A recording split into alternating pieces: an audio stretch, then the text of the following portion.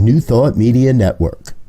We are a global broadcast network of positive music, media, and entertainment, inspiring humanity's evolution along the journey of enlightenment and creating a world of love, peace, empowerment, and prosperity for all.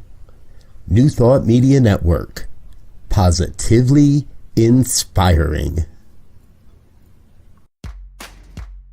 Welcome to Ministers Talking a weekly program where Rev Briz and Rev Z and their guests chat about current affairs, world events, spiritual principles, and any old they want to talk about. Based on the New Thought philosophy and ancient wisdoms, Ministers Talking shares a visionary perspective of the evolving spiral called spiritual living. Join us each week as we explore the emerging paradigm of life on planet Earth and beyond.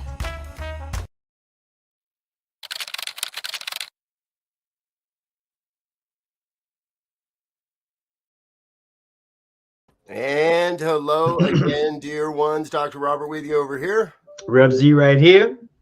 Rev Christina right here. And this is Ministers Talking Shit for Friday the 7th. Is today the 7th? Yes, it is. Today the 7th. No, today's the 8th. Today's the 8th. Today's the 8th. That's right. Yeah. You need some coffee. Yesterday was Pearl Harbor Day. That's yes. So welcome to Ministers Talking Shit, folks, on the New Thought Media Network. We appreciate you being with us. Our special guest today is Reverend Christina Jones. She's a local to the Colorado area and also currently serving the Althea Center for Spiritual Living here in the Denver area as your, I don't know what your official title is. Spiritual Director. Spiritual Director. There we go. So. And Divine Feminine Evolution. A focus ministry like what you have, but not a radio show. although we do get you to wake up early and get on the show with us every once in a while. So welcome aboard, Christina. Glad you're with us. Thank you for having me. Love being here. Yes. A couple of quick shout outs. Good morning, Linda. Good to see you, dear one. Tishwa, glad you're with us as well. Brother Wayne from Calgary. And anyone else that's watching live, please feel free to chat along, chime along, and drop a comment in the comment box. If you're watching it another time, you're welcome to do so as well. We'll make sure we recognize, get back to you, say hello and such. So, all right, folks. We had a great conversation in the pre-show, folks, about all kinds of things that we're not going to talk about. And we never really did decide what we are going to talk about. So I'm going to throw the Z's got something. Okay. I just saw something come across my desk from that I think is worthy. JP Morgan just put out, yesterday, I guess they put it out, but it just came across my feed. 99% of Americans will be financially worse off than they were pre-pandemic by the mid-2024 is what JP Morgan's strategists and people are saying. And they're saying only that 1% will be the top 1% that won't be in bad shape, and they're saying that people have overspent. People came out of the pandemic and they kind of blew through some of their savings, trying to turn the clock back. And given the economic and political environment together being stressed, I think that's going to be something to watch in 2024 and to be aware of, because who knows what that could lead to. Mm-hmm.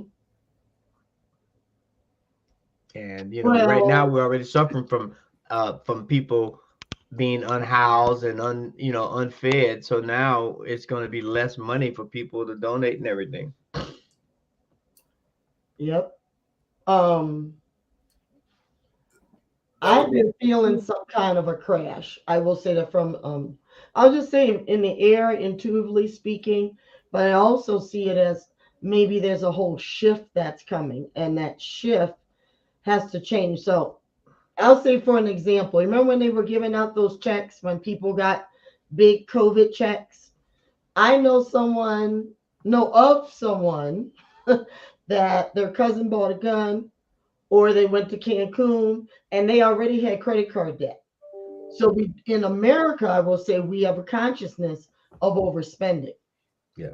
That's another thing. I mean, I'm not saying there's not inflation. I do the grocery shopping in the house. So I know there's prices have gone up, but I have seen people, I've seen it in my own family dynamic. It's like you need to save that money instead of I'm going to buy the new iWatch or the new iPhone. That we are too much also in consumerism of things that we really need. I mean, I'm shocked going out sometimes or like passing, like when we're driving down the road to see the line at Chick-fil-A or a fast food joint is like almost down the street. Or waits, like have you guys seen how packed the restaurants are? Well, the price of eating out has gone up, and then people say, well, my finances, and then they going out to dinner. It's like, right. It's like, well, you need to eat at home. Even though the groceries are higher, it's more expensive to eat out. I was a restaurant manager. They add other profit because they got to make a profit. So I think there needs to be a consciousness shift. And I kind of agree with I don't like the 1% thing because we can't change our consciousness thing. So, back to principle, it doesn't have to be that way. But isn't this the fox telling the hen house I'm coming? Like this to me sounds okay. Big money is telling us, hey, if you're poor or if you're struggling or if you're in the middle, we're coming for you because we're going to be fine. JP Morgan, Jamie Dimon isn't sitting around worrying about this. I'm going to be fine. It's all the rest of you peons that got to worry about this. Isn't it the responsibility of corporations and companies? Maybe not. No, I know I just said that, but I would like to see companies and corporations and organizations such as JP Morgan take the lead and say, no, it doesn't have to be that way. We can do this differently. We can get in on board with education. We can get in on board with helping people that need the help they need to get their feet back on the ground. I still believe this country has one of the greatest workforces on the planet. If we give people something to eat and a place to lay their head. Yeah. But big money does nothing but want to take all the money, and JP Morgan's got enough. They could put a huge dent in the homeless concern of our day and have a whole new workforce. Yeah. Yeah, but they're not going to do that because they have shareholders. So now you're going back to the foundation of this country. So that's a whole other story, Robert. Yeah. And I mean, come on, they're not going to do that. The interesting thing is that, and this idea started back during the Obama era of infrastructure, right? Everybody was going to, Obama was going to do it. They blocked him. Yep. Trump said that he was going to do it, but he diverted all the money to the wall. Biden said that he was going to do it, but I haven't seen much being done in terms of infrastructure. But when we continue to look at bridges, roads, and rails, there's a lot of jobs and there's a lot of opportunity to train people. Yes. Not only for the solar panels and the wind thing, we're doing but we need to train some people to get out of these positions with skilled jobs. Yeah. Well, the one thing is too, what you said about the bridges and roads, we see that in Colorado. All right, I'm going to get in trouble for this. When Biden proposed the Green New Deal, it was like, I talked to the TV. I'm sorry, I'm a Black woman. And I'm like, let's fix what we have first. I want solar panels on my house. I do want an EV car. I hate the smell of gas. Just go and pump the gas. I know there's other technologies. It does exist. However, we do need to fix. We're still driving on roads. These bridges are collapsing. Look at all the railroad stuff that's going on. First, we need to fix our infrastructure. We need to fix our grid. Power's going out all over. Look at Texas. Even Denver has problems. Those big canisters that's on those telephone poles. Some of them were 60 and 70 years old. I worked with a design engineer back in the day. He told me what was in them. The parts in them are old. We need to fix what we have instead of, oh, we're going to do this, this, and this. It's like they don't mean crap if the electrical grid goes down. Our parts in the city goes down because the stuff is old. The roads and the bridges are old. So before you worry about getting an electric car, if the bridges in there are collapsed, we got a bigger freaking problem. And you can train people to do that. Just like what you said, we could train people. They used to do that. My dad was an underwater welder and a welder. He was a welder in the military. They don't understand. They need to do the trades first because you need people to know how to build the solar panels and to build everything. We've lost the trade workforce. They took out home ec. Girls, Yep. girls and boys that know how to cook, knit. I saw a young man the other day, I'd say about 24, 25, waiting for his grandmother. It was so cute. You could tell he was helping her like grocery shop. He was knitting. This young man was, and I mean, he looked like a manly, look, he played football. And she's like, he said, keeps me calm, Mom. But I was like, people need to learn that there's so many things. America was built on like some grit and all that. So, Robert, I agree with you about, JP Morgan, but these companies aren't going to do that. I work for a $10 billion company. They'll donate a little bit. They're not going to do it. And our country's not broke. So we got to get back to that. The country's broke. I mean, let's be clear. Some of this is fear too. Yes. But now, the good thing, there's a new, I'll say new movement. It's been around for a minute, but it's beginning to gain some prominence, is corporate social responsibility. You can even get college degrees and minors in corporate social responsibility, where you begin to look at these corporations who are taking endless amounts of money and taking valuable talent off the board, if you will, by employing them, and not allowing them to give back, right? So now you see a lot of companies, especially some of the top tier companies, are allowing their employees, after a certain amount of time, you can go take 6 months off to go work for this nonprofit to do this thing that you do, whatever that thing is, right? And they begin to, and the company pays the salary, and this is going to be, I think, I mean, they're going to always need the donations, but to have someone that's skilled in the area of finance or marketing or technology or operations to go into some of these smaller companies where the most of the populace are working, are trying to establish themselves and give them solid footing to be a viable business, which we all know middle America business and entrepreneurs is what keeps us moving. Yes.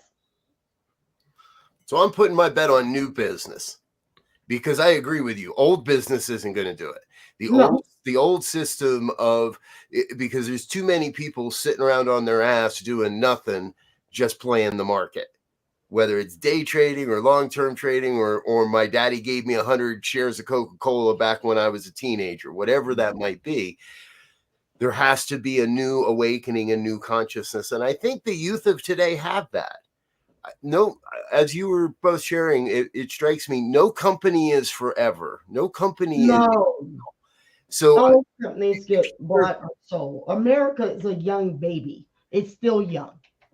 And so if you're not moving your company towards initiatives like Elzia is talking about, or if you're not setting up your new company as a B Corp, and if you're not in the realm, if you're not in the arena of the new concept, I think you're going to get left behind. So I'm going to leave JP Morgan behind and find some financial advisor that's like, no, we can make it better.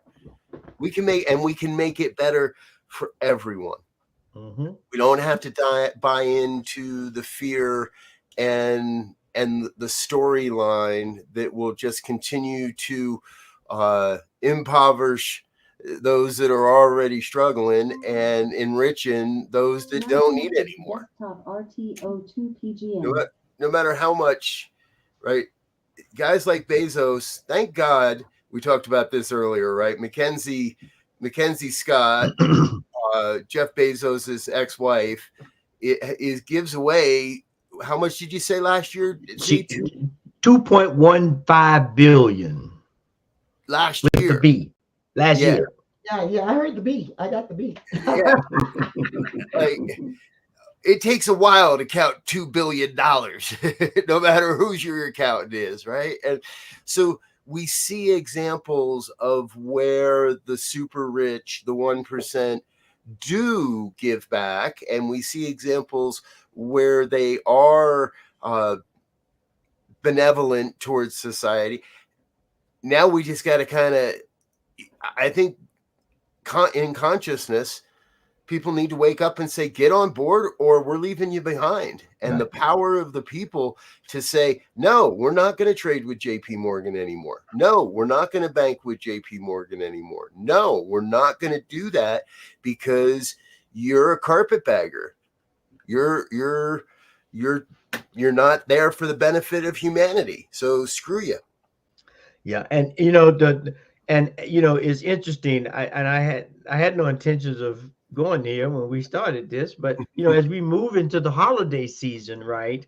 I haven't seen the latest numbers, but I think they said during Black Friday or Spending Friday that they made more that they made more in some areas and not enough in another area. Yep. And so I'm waiting, and I don't know what to believe really until it's all over, right? Because I know sometimes they say it was booming, and when you get the final numbers, where it wasn't that booming. It wasn't booming. No. And so it'll be interesting to see what the numbers look like in terms of spending this year. Well, what I have heard, I'll give this, I'll use my husband and I as an example. We went shopping for a new mattress. And I said, well, we need to do the Black Friday sale. And Greg's like, they're going to extend it because we passed the store and it was empty. He said, people are smart. I don't really participate that much in Black Friday because it's just, there were people posting online that Target raised the pricing on some things. Like they moved the sign and some people moved the sign.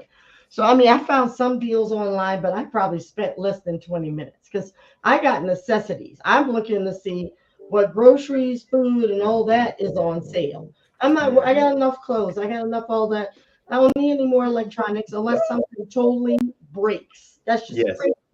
Right. So, and so my husband was right because we went last Saturday. He's like, I told you they were going to extend it. Walked into the mattress store and they're like, we're extending our Black Friday another week. They didn't make any money. He said it was dead silent. I said, yeah. So that's the wake up of consciousness. When people go, wait a minute, is this a scam? Because a lot of people, it was on social media. People moving the sign, the rollback sign was like, this is not a sale. People are really, I have a really good memory, like a photographic memory. I could tell you if something went up or if that's really a deal. Like my husband's like, is that a deal? I'm like, nope, they jacked the price up. That's not a sale. So people, and thank goodness with technology, there's apps that you could just stand in stores like, oh, I could buy this someplace else. Yeah. So people consciously are really paying attention. So I personally heard from the guy at Denver Mattress saying we extended it because we didn't do that well, not because they're being generous. Well, and the other thing you made the point about technology, right? Mm-hmm. I'm always in the store. If I'm looking, I go online and see they say it's a sale. I say, can I get this somewhere else online? And I look at the shipping and everything because it's not always what it appears. And and throwing in a monkey wrench here, Santos. I wonder how his Christmas going to be. I threw a monkey wrench in there just then. Who just got expelled from? He did all his Christmas spending early. Yeah, he sure did. When he spent all the campaign money. Well, so I want to say this before we move on, because I'll throw that monkey wrench right back at you. I fully believe the age of rampant blind consumerism has actually ended. Yep. And things like this, but Black Friday pointing to that, I don't even like saying it that way. The fact that the numbers are down point to the fact that we're not willing as a people to break down the doors and trample other human beings to save $50 on a TV we don't need. Right. Thank you. Simple. I think we have reached that threshold. Now, a lot of factors go into that. The economic hardship that people that came with the pandemic, the fact that people spent irresponsibly during the pandemic and now afterwards trying to recapture something. All those factors are a part of it. But I think the culture, if you will, is at a point where people are more aware. I better be a little more responsible with what I do have, because you don't have to look very far anymore to see what the effect of that irresponsibility is. Right. There are homeless camps all across this nation that, again, one of my pet peeves, because it doesn't need to be that way. Mm-hmm. And a lot of there's other contributing factors to all of that. But I really believe we are entering an age of fiscal responsibility and an awakening to greater fiscal responsibility in our lives, that the blatant, I'll just buy it because it's on sale, and that's what we do on the Friday after Thanksgiving. Yep. Screw that. That's done. It's in scripture about stewardship. It's in scripture. So a lot of people have been unconscious, and a lot of it's emotional pain, childhood pain. I mean, that's the whole thing. We're a nation of hoarders. Yeah. My aunt was a hoarder. She just bought because she bought it was on sale. We would argue. This is a long time ago when Mervin's was around. She said, "Don't you need that?" I said, "Doc, I got enough sheets. I'm good. What's on sale? I don't buy it." So I saw that. That was a lesson, because when she died, there was a whole bunch of sheets Dad gave away, and so it's like, you got one bed, you got 2 sheets. I'm good. That's just me. I know some people are like, that's it. You don't need all that stuff. No, you don't need all. So now, granted, and by the way, it's designed that way. The whole I used to model and act. There's an algorithm to commercials. It's a whole setup, and consciously, people need to be good stewards for themselves. Yeah, we could tell J.P. Morgan and all these other people what to do, but at the end of the day, it's my choice. At the end of the day, it's my choice, and people need to wake up to that. And I think, like you said, Robert, they are with Black Friday, especially when the guy told me that they were trying to upsell me, and we need a special pillow. And I'm like, nope, came for a mattress. Thank you. He was working it. I come from sales. He was working it. And Craig's like, yeah, he was working that. And I'm like, nope. But other people, if they're not conscious, that's the higher consciousness that I think is waking up. You have to sit back, like you said, Z. Do I really need this right? Is it life?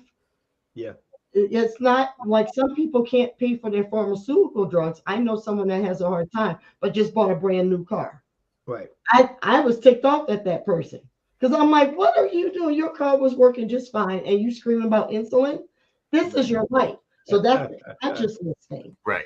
Well, and I'm curious to see our new Mayor Johnson here in Denver, and his homeless approach. Now, he's been getting a lot of pushback, but I think the plan that he has is a viable plan. Now, everybody's complaining about, I don't want it in my neighborhood, and it's got it crossing. And yeah, we get it. We know that everyone on the street is not pushed there, but it's a totally invalid argument, though. Would you rather have tents on your street, or would you rather have a tiny village in the park across the street? Would you rather have these people living in the hotel that nobody's using because the owners let it run down to crap? Or would you rather have them living on the sidewalk in front of your business? I don't get that argument. I don't either. But some people just don't want it in their backyard. Let's be clear, people. Yeah. But that's my point. They're already there. They're already there. Unhoused are already in your backyard. They are sleeping on the other side of your fence. If you don't know it, wake up to it.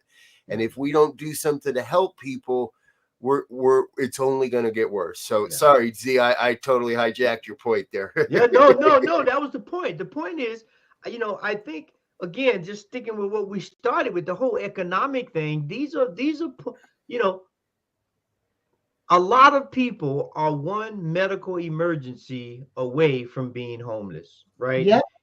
You have a family of 4, a family of 5, and 2 people have to go in the hospital for some, an appendicitis or something. Somebody runs a red light. And that, my son recently had an appendicitis attack and had to have it, fixed, right?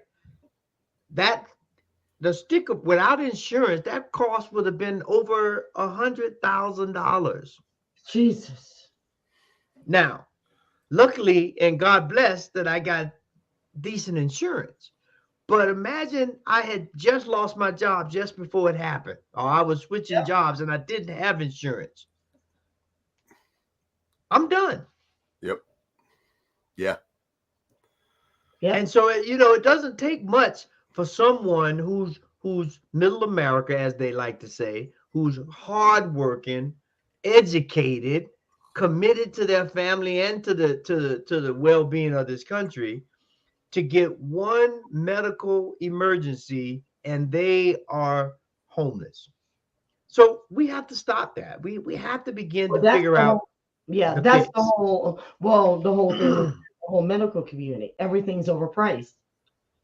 The drugs are overpriced. I went to Mexico, y'all. It's about 200% less, if you can even figure that math out. I went to McAllen, Texas, walked across the border, went to a store that looked just like a Walmart, could have been a Walmart. They just didn't have a sign up. And all the drugs, there were Canadians there buying stuff. I came back with amoxicillin. A friend of mine is a doctor. He said, buy 4 bottles.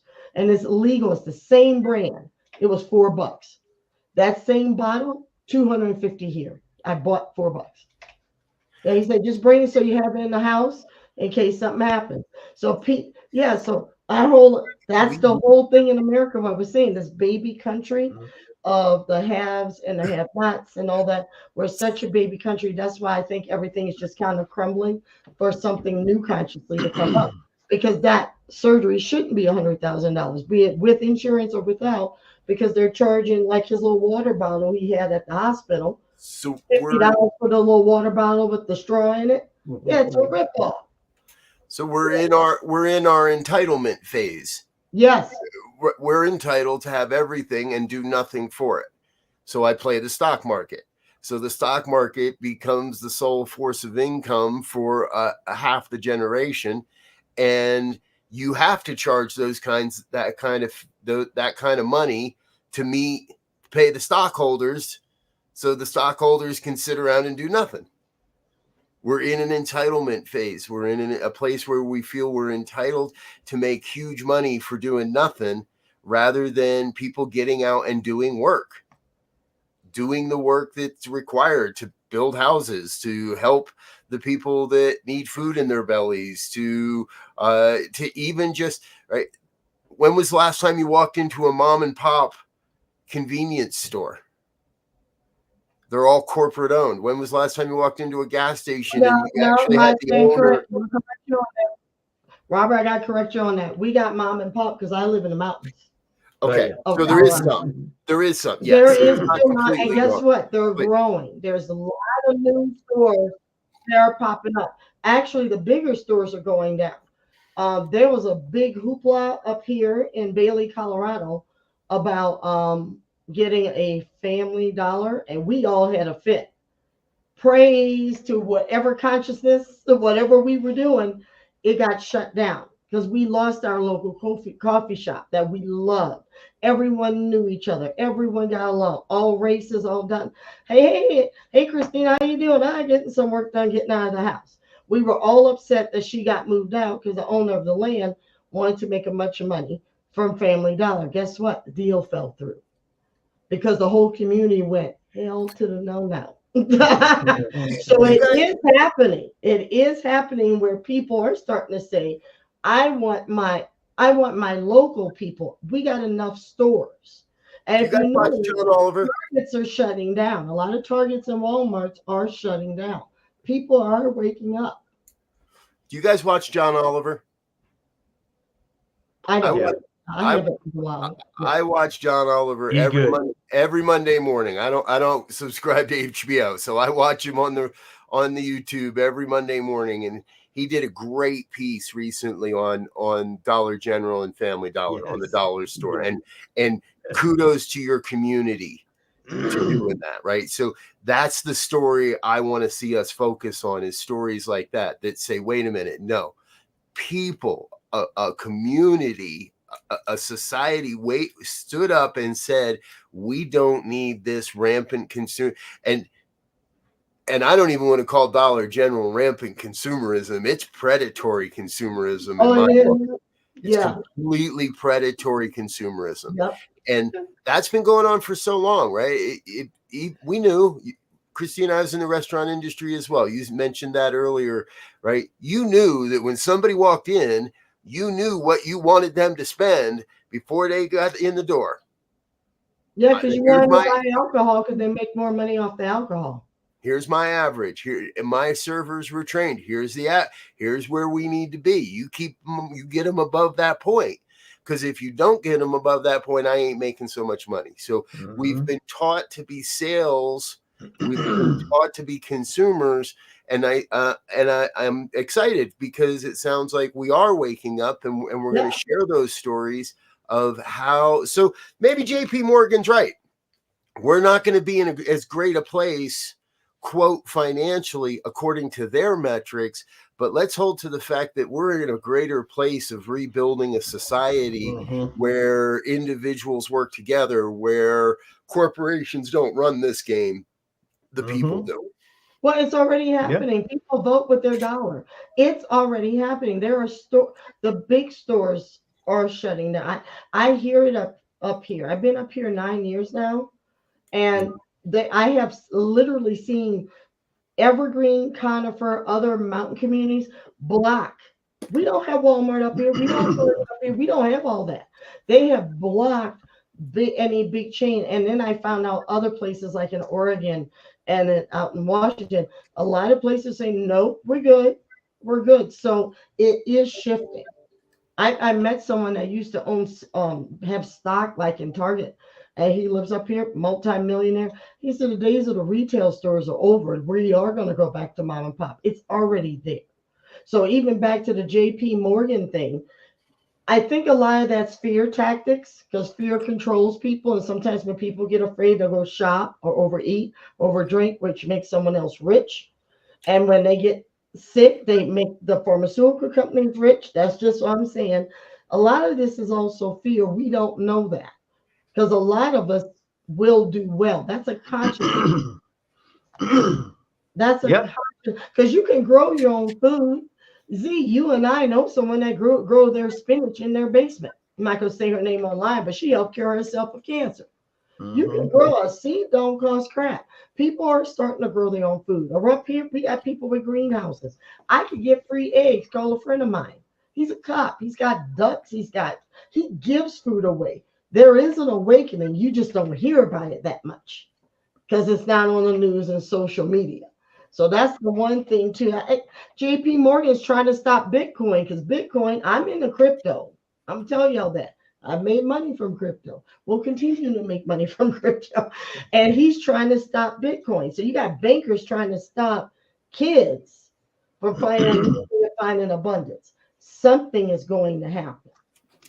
Something. Even like Beyonce just, what did she do? She just built a homeless shelter or a school. I gotta look it up, but she just did something big. So even there's a lot of big money. And even when Taylor Swift was in Denver, she donated a ton of money. Every town she went to, everyone says she's made a lot of money. She gave a lot back, and it was more than 10%. Yep. Wow. So Taylor Swift was named Person of the Year by Time Magazine this week, if you hadn't heard that yet, folks. And it strikes me that, to me, she represents the new consciousness. Not afraid to give her truck drivers a huge bonus. Not afraid to give her stage crew a huge bonus. and because, and I've seen a couple of like backstage interviews with her where she seems to be pretty conscious about not just doing it the way everybody tells her she should. Right. Yeah. And charting her own course. Yeah. I'm sorry, but Beyonce did the same thing too, of giving back. Yeah. And Jay-Z too. They're all, a lot of people are doing it. We hear a little bit, you almost have to look it up. Oprah's still giving, Tyler Perry's still giving. So, you know, well, the thing, you know, they aren't doing that well either. So JP, part of it is you have the younger, if you will, generation that are becoming wealthy, and they have a different generational idea of what it means to serve, what it means to be a part of community, what it means to you know, be a vibrant citizen, right? And so they're doing it different. They're like you said earlier, they're not buying the $100 shares of Coke and giving it just to their son. They're going to give it to their son and daughter, but they're going to give it to somebody else too, you know, and allow other people to experience a come up, as they say, and be willing to give back to service, basically, and i.e. servicing the community, servicing those in need, servicing the people who have great ideas but not the opportunity or the financial wherewithal to bring a new product, a new service, a new whatever to the market that will help begin to balance some of this stuff out. How about if this holiday season we all pledge to find something we love outside of what we do and give them a gift? Give them 10 hours. Give them a weekend. Give them a little expertise. I want to get away from just buying our way out. And I'm not saying anybody here does that. I'm not saying that's any of the things that people we just talked about are, but there does seem to be still a little bit of, if we make a big enough donation, we really don't have to do anything about it. We just throw some money at it. And I think this holiday season, and this might be something new for me, is to put a card under the tree that says my family pledges to contribute to humanity's evolution in this way, and make this holiday season. It's Hanukkah. Happy Hanukkah, anybody that's watching and celebrates Hanukkah, whether any of the holidays of light in this month, to use those to commit ourselves to doing more good in the world, somewhere or another. Because you will get as an individual, you will get that gift returned, no question about it. But it's all about it. When I say it's all about the giving, it's not just giving the money. Yes, it's giving the time, giving the talent. And I've always heard it said that way, right? Time, talent, and treasure. Yes. That means the treasure is your last resort. Give of your time, give of your talent, and if you can't do either of those, well, then you can still give of your treasure. And there we go. You know, holiday season.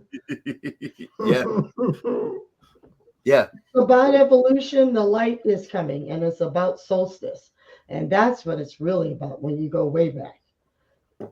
It is about this new evolution of consciousness and not falling into that fear. And I'm going to pick that wrench back up that Elzia blew up about Santos, because I laugh about the Santos thing. A friend of mine got upset and she said, "Why you find it funny?" I said, "Because guess what? He's showing what's been going on. He hasn't been the only one doing that." Yeah. I came from corporate. I saw guys going to strip bars on a corporate card and never got in trouble for it. Now there's an awakening, and now everyone's going to watch everybody. And it's not going to matter if there's going to be a Democrat they find out that did it. It's not just the Republicans. It's everybody. Yeah, it's everybody. Come on. Everybody. People aren't just going to politics just to make a difference. They don't make that much, but they get a lot of perks. So all that is coming. The truth is coming out. The truth is coming. The truth of They say it'll set you free. We go. I think Santos got set free, didn't he? Yeah, he got a little while, but his freedom is gonna come with some handcuffs. our dear friend Linda's dropping a comment. President Carter has modeled giving. He's a gift to our country. And yes, my heart's been with the Carter family and what's going. And I think he has been a great example of service, of selfless service his entire life. And we don't celebrate that. We don't have, there should be a National Jimmy Carter Day. There isn't. We should lift up and remember the contribution that President Carter made to this country while he was in office and beyond. Beyond office, he actually did more after office. He was actually, more effective. Yeah, he was more effective. And his wife, they were both more. But we had more freedom. Yeah, after office. We now see the vision that he held worked. Yeah. Even if we wouldn't let him do it back in the 70s, and we didn't let him do it back in the 70s, right? One-term president was met with obstruction at every cost. Mm-hmm. Right, the whole Iran hostage shot. Iran-Contra, yep. When he was trying his best, the man did it all and was ignored. And in his final days, we recognized the truth of who he was. Yeah, and Homes for Habitat was his baby. And I mean, look at that idea now, right? Mm-hmm. What that has grown into and how it has helped people get back on their feet and give them skills and all kinds of things. And that's a perfect example where people give their time, because you can go and give your time and help build these homes in Homes for Habitat. Yep. I love Habitat for Humanity. Yep. Well, folks, we don't pretend that we're going to answer or solve all of the world's problems. We're just talking smack. Exactly. We're just here sharing what we love, and we trust that you're able to see the New Thought principles alive in the conversation that we're having. Because I know of a lot of people that are in this movement, and I can tell you the two you're looking at, Christina and Elzia. I'm now going to count myself in that. We're willing to have the conversations, but we're also willing to go out and get some dirt under our fingernails and get our hands in the soup, if you will. And we want to see more people doing that. So by all means, feel free to reach out to us here at New Thought Media Network. Let us know what you're doing. Let us know where your passions lie. Let us know where you want to be able to contribute a bit more. And perhaps we can join you in that. In some way. So, Dr. Christina, thank you so much for being with us. Thank you for having me. It was fun. Always is. We'll be back again next week, folks. I don't think we have a guest scheduled for next week, but we'll be back again next week. And, the way the holiday season falls, we don't have any overlap. So we're going to be with you every Friday morning this month and into 2024 as well. Dear ones, before we split, last words, any final thoughts? Ooh, yeah, you just said the magic word, 2024. Let's begin cultivating a consciousness of service and giving of your time and talent to make this a better place to live. Amen. And change your consciousness that no matter what you see in the media, that's not necessarily the truth. If it inspires fear, it's not true. If it inspires love, it's true. That it doesn't matter what JP Morgan says or anyone says. Hold your consciousness, because then you can manifest a better life for yourself and the world. Amen. All right, folks, we're out of here for now. Thanks for being with us. Please stay tuned throughout the day. We've got a full day of broadcasting here on New Thought Media Network. Until next time, we wish you peace and richest blessings. Bye now.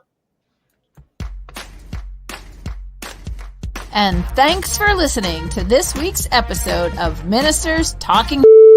We'll be back again next week with more commentary on current affairs, world events, and any other our ministers want to talk about. And if you found value here, please share our with your friends. Until next time, peace and blessings.